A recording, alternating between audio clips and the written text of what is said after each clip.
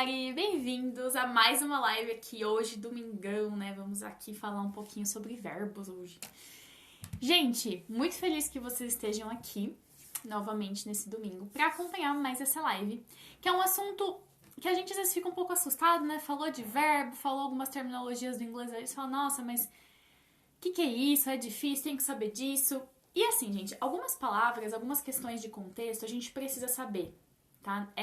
É fundamental que a gente entenda algumas nomenclaturas do idioma, porque elas são muito importantes e você vai ouvir elas repetidas vezes durante todo o seu curso, todo o tempo que você estiver estudando. Então, assim, eu não digo pra vocês aprenderem nomenclaturas de toda a gramática, porque isso aí é mais para professor ou para pessoas que estudam áreas relacionadas a esse tipo de coisa, tá? Agora, para pessoa que só quer falar inglês por um motivo mais particular, aí você não tem essa necessidade de ficar aprendendo nomenclaturas difíceis. Mas é interessante que você saiba algumas que são as mais importantes e que é isso aí que, assim, a maior parte das pessoas deveria saber e entender os conceitos. Porque quando você entende ali a nomenclatura de um conceito ou até o que ele significa, muitas vezes fica mais fácil de você entender também como a gente utiliza ele, né, para aprender a língua. Então, como eu disse para vocês, é sempre interessante que você se torne autônomo no seu aprendizado, você seja uma pessoa ativa para aprender, não fique só ouvindo, sabe, como um ouvinte, sabe, sem realmente participar ali do seu aprendizado. Então, isso é muito importante, isso é uma coisa que eu gosto bastante de bater na tecla, que é pra mostrar pra vocês ali essas partes que são mais importantes, que às vezes a gente deixa passar de lado e acaba que fica mais difícil de compreender muitos assuntos que a gente ensina ali em inglês. E hoje a gente vai falar sobre verbos. Verbos são palavras, né? Basicamente a gente escuta bastante tal do verbo to be. Verbo to be, verbo to be. Só que a gente às vezes não sabe o que de fato é um verbo, né? O que é um verbo? E isso é importante por quê? Porque o verbo, gente, são as palavras mais importantes da língua. Basicamente, a gente até chama eles de reis do inglês, the king of English. Porque a gente vai usar eles em todas as nossas frases. Ou a gente só pode fazer, inclusive, frases com verbos, né? Por exemplo, stop. Quando você fala pra alguém parar, tipo, stop. Ou seja, é um verbo e que ele monta uma frase. Ele tá expressando ali alguma ação. E é isso que a gente entra no que é um verbo. Basicamente, um verbo é uma palavra que vai expressar pra mim uma ação. Então, a ideia é que quanto mais verbos você souber, tanto na sua língua quanto em outras, mais ações você consegue executar. Eu não sei se vocês já passaram pela experiência de querer dizer alguma coisa, em português mesmo, só que vocês não tinham uma palavra para expressar aquilo. Tanto um sentimento ou até uma situação, uma ação que você está fazendo, isso acontece. Então, às vezes a gente fica sem palavras porque a gente não conhece, normalmente são verbos que a gente não sabe. E em inglês é a mesma coisa. Quando você quer executar uma ação, quanto mais verbos você sabe, mais ações você consegue executar em outra língua, porque daí você já é capaz de falar mais sobre coisas que você realmente está fazendo.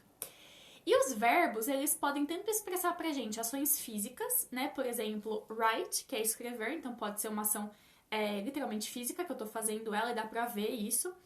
Quanto uma questão de uma ação mental, né? O ato de pensar, por exemplo, to think. Então, essa é uma ação, mas é uma ação mental. Ou até um estado de ser, que é onde a gente entra lá no temido verbo to be, né? Que é o estado de ser ou de estar. Então, os verbos, eles basicamente vão expressar essas três coisas. E é por isso que eles são tão importantes, porque eles vão estar em todos os lugares. A gente não tem como fugir deles, então é importante que a gente realmente aprenda uma quantidade bacana de verbos e consiga usar estes verbos nos tempos corretos, falando se é passado, se é presente, se é futuro, para você deixar o seu discurso mais claro.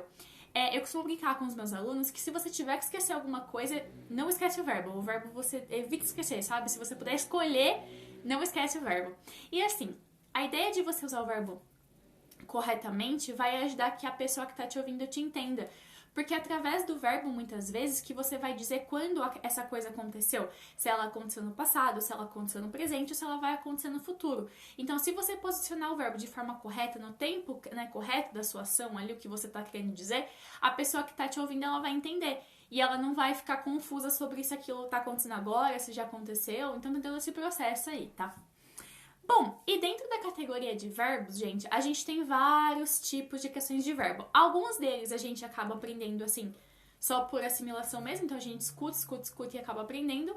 Outros, é interessante que a gente saiba a nomenclatura, porque são verbos que a gente às vezes, na verdade não verbos, mas são experiências que a gente não tem em português. Como, por exemplo, o verbo auxiliar. O verbo auxiliar é um recurso em inglês que a gente não usa em português. Porque, por exemplo, quando a gente vai fazer uma pergunta em português, a gente tem a entonação, né, que declara aquilo sendo uma pergunta, e a gente bota um ponto de interrogação no final da nossa frase, né, quando a gente está escrevendo. Então, você já entende ali o que é, então, uma pergunta. Agora, em inglês, para a gente fazer perguntas, por exemplo, nós temos o uso do verbo auxiliar, que o próprio nome dele já diz, né, que é para te ajudar a saber muitas coisas, assim, e dentre elas, em qual tempo você está falando, se é passado, presente ou futuro. Então, esse verbo auxiliar, ele é um recurso em inglês e ele vem normalmente no começo da frase. Então, aí a gente brinca que dá pra você, em inglês você já descobre que isso é uma pergunta logo no comecinho. Se a pessoa não tem entonação de pergunta também no ponto final, você já sabe que é uma pergunta mesmo assim, sabe? Então, dá pra gente usar esse paralelo pra gente brincar, né? E os verbos auxiliares em inglês, eles são 3, tá? Só que aí eles vão depender ali de quando a gente vai precisar usar, depende muito de tempo verbal e de outras coisas. Coisas, inclusive, que eu quero trazer pra vocês aqui nas lives como realmente uma aula, porque é legal mostrar pra vocês. Então eu quero dar um jeito aqui de conseguir mostrar pra vocês escrito, pra vocês terem uma visão mais clara sobre esse assunto. Mas aqui, por exemplo, a gente tem 3 tipos de verbo auxiliar, que é o do, o have e o be. Então são 3 tipos de verbos que eles serão usados independente do seu tempo verbal. A gente vai ter que escolher o lugar e o momento certo de usá-los. Mas também, eles têm algumas características particulares ali, né? E eles ajudam bastante a gente a definir várias coisas no idioma. E é um recurso que a gente não tem em português, por isso que pode soar um pouco estranho a princípio. A gente fala, mas por que eu uso essa palavra perdida aqui, né? E essa ideia de verbo auxiliar, gente, é que eles não têm uma tradução, tá? Essa é a ideia. Eles não têm tradução, eles simplesmente são palavras que a gente usa, mas que elas simplesmente, em português, elas não significam nada. Apesar de que, se elas vierem em outra posição, aí elas podem significar alguma coisa, que aí elas podem ser verbos de ação ou de estado. Só que a gente conversa disso um outro dia pra não ficar muito bagunçado pra vocês, tá? Porque pode parecer um pouquinho confuso no princípio. Mas enfim, gente, normalmente a gente se assusta um pouquinho quando a gente vai aprender outro idioma, especialmente com os verbos, porque eles aparecem, né, diferentes dependendo do discurso que a gente tá falando. Então, por exemplo, em português mesmo, se eu falo eu como, eu como. Ela come, por exemplo. Então, altera ali o nosso verbo, que é o verbo comer. Então, comer, come, come. Olha isso, já são 3 formas que a gente tem que decorar. É que a gente acaba fazendo isso naturalmente, então a gente não pensa muito pra fazer, mas são 3 formas e tem várias outras que a gente precisa aprender. Fora os tempos verbais em português, que são inúmeros, sendo que em inglês são um pouco menos, né? E às vezes, gente, a gente acaba procurando palavras em inglês que elas não existem, porque a gente traduz, né, do português para o inglês, e em português a mudança é muito, muito drástica, mas em inglês não é. Por exemplo, quando eu falo que eu gosto, em inglês eu digo I like. Pronto. E you like. E se eu falo sobre nós? Em português ficaria eu gosto, você gosta e nós gostamos. Então tem ali uma palavra enorme, né? Que é a palavra gostamos. Em inglês a gente usa we, né? Nós. We like. E é isso. É igual, entende? Então, às vezes, por conta da tradução, a gente fica caçando palavra, né? Caçando coisa, falando, nossa, mas como é que eu falo like, né? Desse jeito? Like. Não muda. Porque em inglês a gente tem menos conjugação verbal, então a gente tem que colocar o verbo... Ele não muda com tanta frequência igual ao português. E também a gente tem menos tempos verbais também. A gente tem essa ideia de... A gente só tem 12, então é menos. A gente conjuga menos o nosso verbo também. Então, é interessante a gente saber disso. A gente tem, normalmente, 5... Nossos verbos em inglês normalmente tem 5 formas. Exceto o verbo to be, que por ser um verbo que a gente usa mais pra falar da gente, né? Como estamos e quem somos. Então, ele requer um pouquinho mais de diferenças. Mas os verbos que não sejam to be, normalmente eles têm até 5 formas, a gente pode chamar de forma, 5 formas. Essas 5 formas, elas podem alterar, às vezes elas não mudam. Elas seguem uma regrinha lá e elas não alteram. Então, normalmente a gente tem a parte raiz do verbo, que é como você encontra no dicionário, que é aquela menorzinha, né, que quando você precisa procurar o que significa aquela palavra, você vai achar a forma raiz dele. A terceira pessoa, né, que a gente já escuta na escola, a terceira pessoa do singular e blá blá blá, que nada mais é, né, do que uma questão de uma alteração que a gente tem para quando a gente fala sobre he, she, it, que é ele e ela, ou quando a gente fala de qualquer tipo de objeto ou coisas que não são ser humano, né? Então, a gente usa essa diferença do verbo para essas três pessoas. Mas também é uma alteração mínima, é super perceptível, você consegue reconhecer tranquilamente ali o verbo, não é uma alteração muito grande. Então, também é só você desenvolver essa ideia de regrinha, né? Porque tem umas regrinhas que você pode usar pra colocar certo, mas também não faz quase diferença nenhuma. Nós temos o present participle, que é a ideia do ing, né? Que a gente fala bastante. Um ponto que eu queria salientar pra vocês é, não confunda, tá? Tempo verbal, ing, com gerúndio, porque o que a gente entende por gerúndio muitas vezes não é o que o gerúndio representa em inglês. Isso é uma questão muito importante que eu quero voltar também pra falar com vocês, porque realmente isso acontece muito. A gente entende gerúndio de um jeito, mas em inglês ele não é o jeito que a gente tá acostumado a ouvir aqui em português, né? Então, cuidado com isso, tá, gente? Gerúndio em inglês é uma outra história do estou fazendo, não tem nada a ver uma coisa com a outra ali. Então é legal a gente saber disso. Bom, gente, e também a gente tem o tempo do passado, que é o past. Esse tempo é o passado, realmente expressa que já aconteceu. E aí a gente tem, dentro dessa ideia, dois tipos de verbo, né? Os verbos regulares e os irregulares.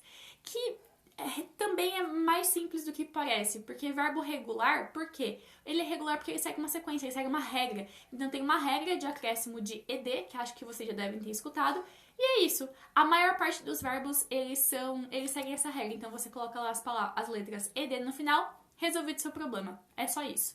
E os irregulares, já por outro lado, eles não têm uma regra, então aí vai ser o que der na telha deles mesmo. Então a gente vai ter que decorar. Não existe um jeito mais fácil de aprender verbo irregular.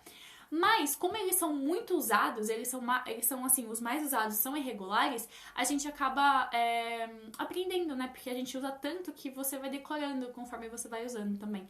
Então, os dois são meio chatinhos, mas um pra pronunciar, porque os verbos regulares, a questão de pronúncia deles são mais chatinhas, e os verbos irregulares, por conta da mudança, a gente tem que decorar, mas os dois também têm pontos positivos, né? Que um tem uma regra e o outro a gente usa bastante, então a gente acaba decorando mais fácil. E aí, por último, a gente tem o past participle, né, que a gente usa lá com aquele negócio de has, né, que o pessoal fica meio confuso porque é um tempo verbal que não tem um paralelo muito grande com o português e a gente fica meio perdido às vezes, mas esse daqui a gente pode ver uma alteração, né, em verbos regulares, essa não é a mesma coisa, então o verbo no passado nesse past participle são iguais, tá, então, por exemplo, o verbo like é um verbo que é igual, então, I like, né? Se eu falei no passado I liked e no past participle I liked. É isso. Então essa ideia também, verbo regular é bacana porque ele segue uma sequência inclusive com outras formas, então não altera, né? E com os verbos irregulares, eles podem ou não alterar. Então tem alguns verbos que mantêm a mesma pronúncia, a mesma escrita e alguns alteram completamente. Aí, de novo, eu falei pra vocês que a gente precisa decorar, não tem muito o que fazer. Então, basicamente, gente, a gente tem bastante coisa pra falar sobre os verbos, são um assunto bem extenso, tem muita coisa, só que eu não vou entrar em detalhes com vocês hoje, porque eu já disse que às vezes isso é mais coisa, é questão pra professor realmente, tá? Não é uma questão pra quem tá aprendendo inglês pra usar no dia a dia. Então, basicamente é isso, tá? A live de hoje era mais curtinha mesmo. E a gente vai conversar sobre pronúncias de verbos regulares, que é um assunto bem interessante, que é legal vocês saberem, por conta de que a gente comete muitos erros de pronúncia com verbos regulares. Então eu queria introduzir o verbo pra vocês pra gente poder falar de pronúncia depois.